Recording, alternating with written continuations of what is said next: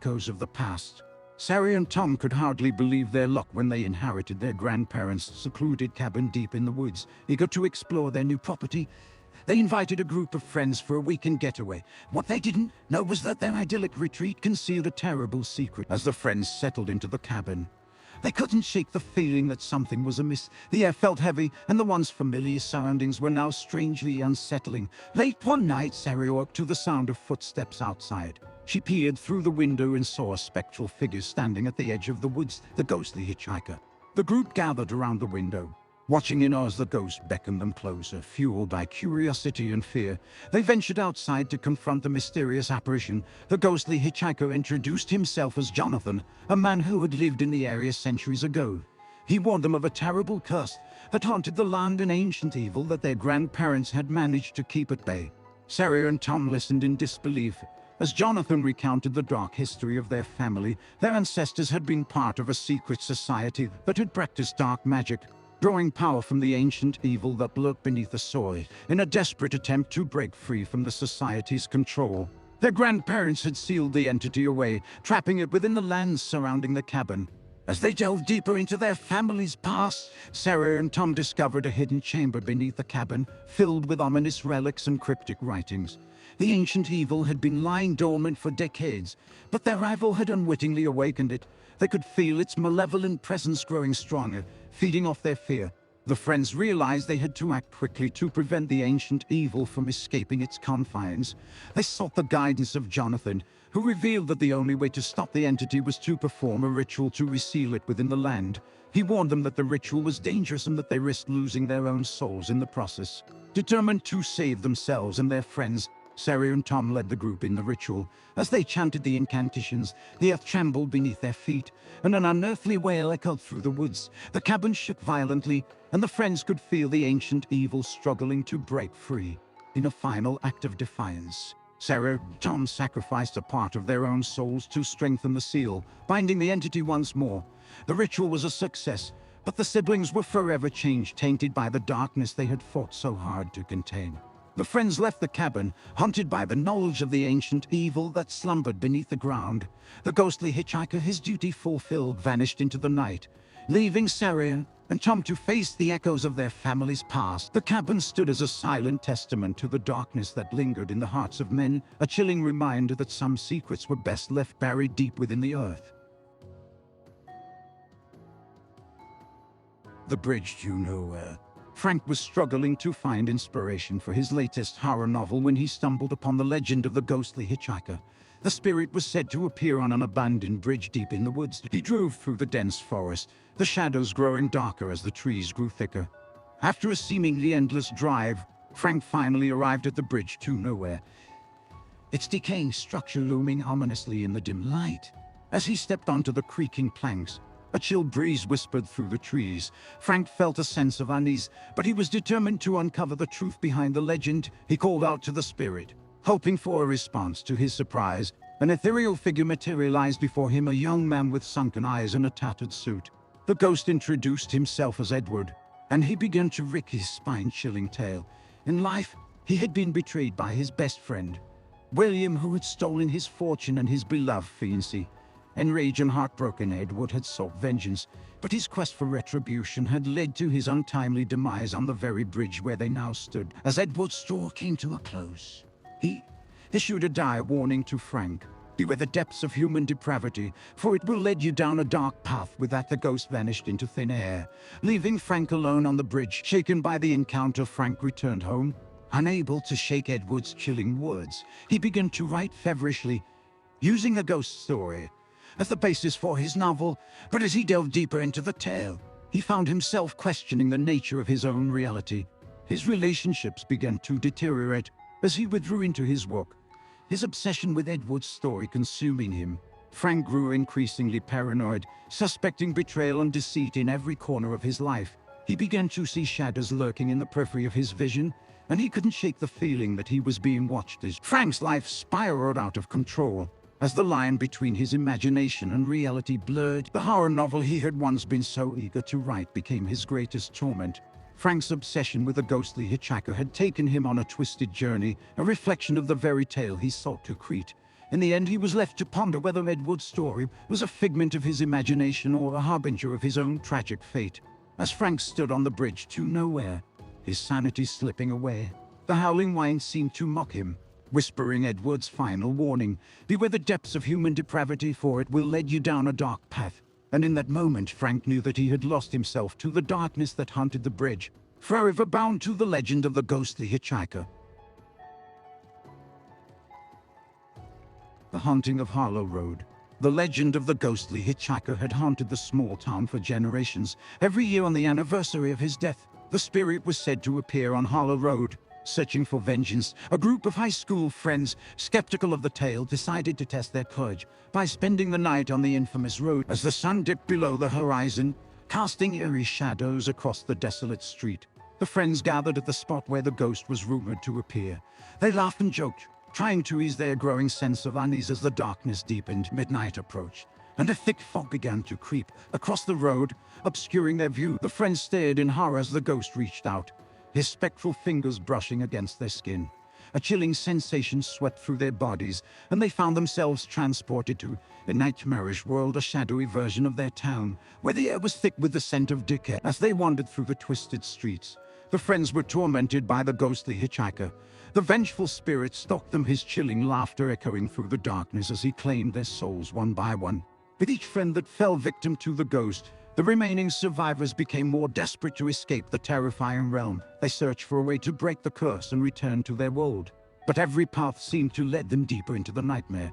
As finally the two remaining friends, Jack and Alice, stumbled upon an old crumbling church at the edge of the town. Inside, they found a dusty tome that revealed the truth behind the ghostly hitchhiker. The spirit was once a man named Samuel, who had been falsely accused of a terrible crime and executed on Harlow Road. His restless soul had been doomed to wander the earth, seeking retribution for the injustice he had suffered. Armed with this knowledge, Jack and Alice confronted the ghostly hitchhiker, offering to help clear his name and bring his true killers to justice. The vengeful spirit hesitated, his rage momentarily tempered by their earnest plea. As they spoke, the ghostly realm began to unravel, the darkness giving way to the first light of dawn. The ghostly hitchhiker, moved by their compassion, allowed Jack and Alice to return to their world. Their souls intact, the nightmare was over, but the haunting memory of their ordeal would stay with them forever. Together, Jack and Alice vowed to uncover the truth behind Samuel's tragic fate. As they delved into the town's dark history, they began to unravel a web of secrets and lies that spanned generations. The haunting of Harlow Road had come to an end, but the fight for justice was only just beginning. The Phantom's Lament. John had never been the same since his fiancée, Emily, had tragically passed away. Her memory haunted him like a malady he couldn't shake from his mind. As a struggling musician, he had found solace in his music, pouring his heartache into each haunting note. One fateful night, as he drove through the desolate streets of the town, he picked up a ghostly hitchhiker.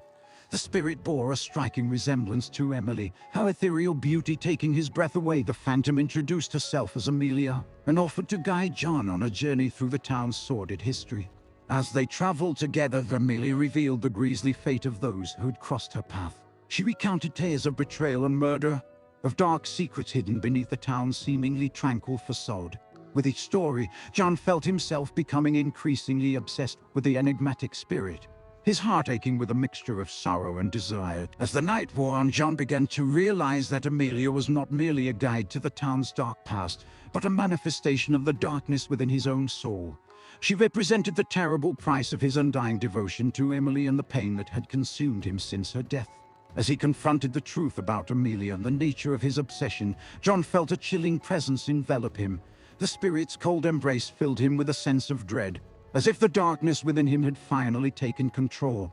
As the ghostly figure drew closer, her eyes locked onto his, he realized that Amelia was not just a reflection of his own torment, but a malevolent force that sought to claim his soul. With his last ounce of strength, John broke free from Amelia's grasp, screaming for her to release him from her spectral clutches. The ghostly hitchhiker's face twisted with fury, but she could not deny the power of his will. As her phantom form began to dissipate, she whispered a final warning: "Beware, John, for the darkness within you shall not rest." John returned home, his heart heavy with the weight of his ordeal.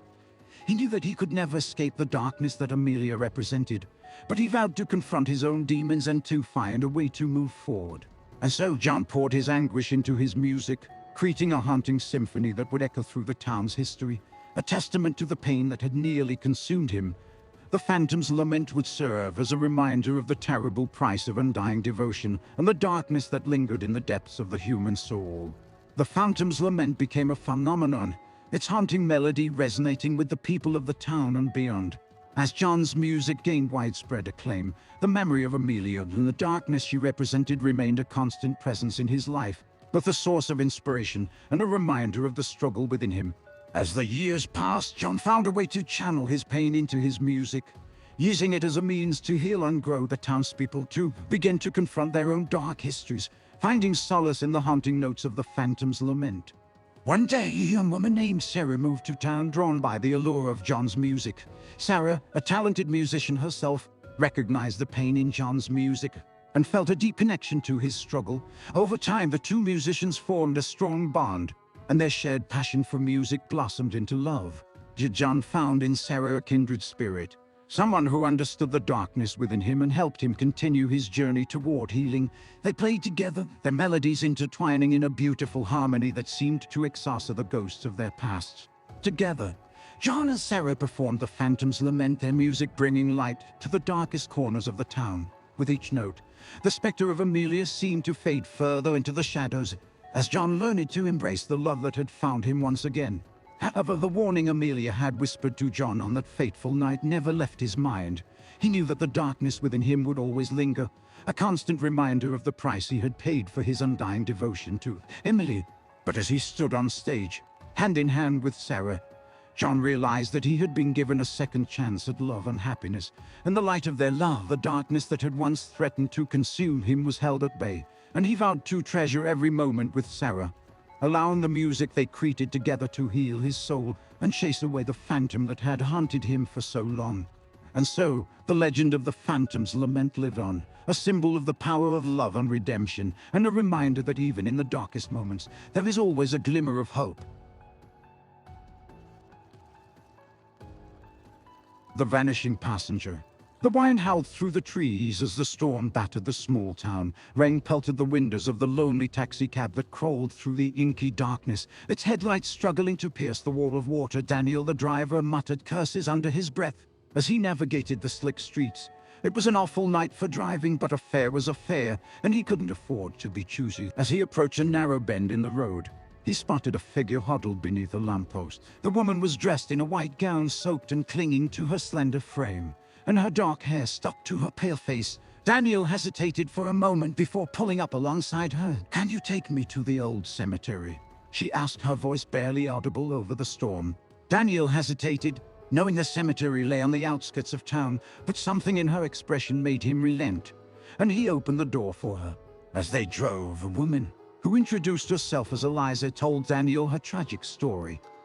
She had been in love with a man who barely knew she existed, and in her desperation, she had turned to the town's witch for a love potion, but the potion had gone awry, causing Eliza to take her own life in a fit of madness. Now she was cursed to roam the earth as a restless spirit, seeking redemption. As Daniel listened, captivated by her tale, despite her ghostly appearance, there was an undeniable beauty about her that he couldn't ignore. As they reached the old cemetery, its wrought iron gates creaking in the wind, he pulled the cab to a stop. "That'll be $30, he said, glancing at the meter. When he turned to face Eliza, his heart nearly stopped. The back seat was empty, save for a single white rose that lay on the seat where she had been. Daniel stared at the rose, feeling a chill run down his spine.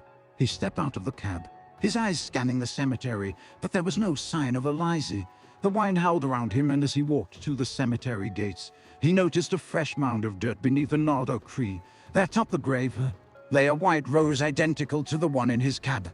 As Daniel stood over the grave, he felt an overwhelming sense of sorrow and loss. The rain continued to fall, mingling with his tears as he mourned for the tragic spirit who had touched his heart in such a brief encounter. He could never forget the vanishing passenger, forever haunted by her tale and the enigmatic beauty that had slipped through his fingers like a ghost in the night. Haunted by his encounter with Eliza, Daniel couldn't shake her memory. He had been a taxi driver for over a decade, But no fair had ever affected him like this. He began driving past the old cemetery each night, hoping for a glimpse of her ethereal beauty, but she never appeared. His obsession grew, and he found himself researching Elise's story. He frequented the local library, combing through the town's history, and delved into the world of the supernatural. As he read about curses, potions, and witchcraft, Daniel's grip on reality began to slip. Daniel's life slowly unraveled. He lost interest in his job and his friends, consumed by his quest to find a way to free Eliza from her ghostly existence. He began visiting the town witch, a mysterious woman named Agatha, who had given Eliza the ill-fated love potion. Agatha was an enigmatic figure, her age and origin unknown. She lived on the fringes of town, in a ramshackle house adorned with talismans and charms. When Daniel approached her, she regarded him with knowing eyes, as if she had been expecting him. "I can help you," she whispered, her voice like the rustling of dead leaves. "But you must be willing to pay the price." Desperate to save Eliza, Daniel agreed. Agatha provided him with a potion, a murky liquid that shimmered in the moonlight. "This will grant your heart's desire," she said, "but it will also seal your fate." Without hesitation, Daniel consumed the potion.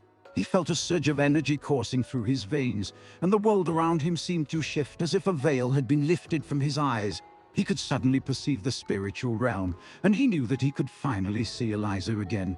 That night, as he drove past the cemetery, Eliza's spectral form appeared beside the road. Her eyes widened in surprise as she recognized him, and she stepped into the cab. Daniel's heart raced, his throat tightening with emotion as he gazed at her. "I've found a way to free you," he told her, his voice trembling. Eliza's eyes filled with gratitude and love, and they shared a tender embrace before driving into the night. But as Daniel soon discovered, the potion's power came with a terrible price. As Eliza was freed from her ghostly existence, Daniel found himself slipping away from the living world. He became the new vanishing passenger, cursed to roam the earth for eternity as a restless spirit, seeking redemption. And so the legend continued. The old cemetery became a place where heartbroken souls sought solace, searching for the mysterious taxi driver who carried the burden of lost love. And though Daniel had freed Eliza, his own heart remained forever bound to the vanishing passenger, a symbol of the tragic price we pay for love beyond the grave.